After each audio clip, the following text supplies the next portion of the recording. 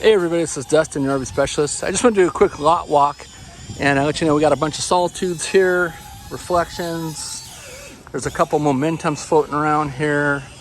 There's a bunch more reflections here on the lot.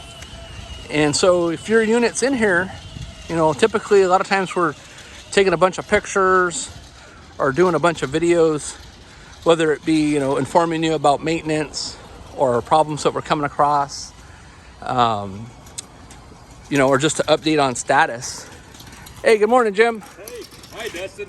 And so, you know, tips and tricks, things that we're doing, you know, things that are torn apart, things that we're finding. This not only helps you as a consumer, but it also helps the industry too. So sometimes, you know, manufacturers are building units and they don't get to see things past like the 1-year warranty. So hopefully this feedback helps them as well so they can continue to improve and make the units, you know, better as we all come across different problems.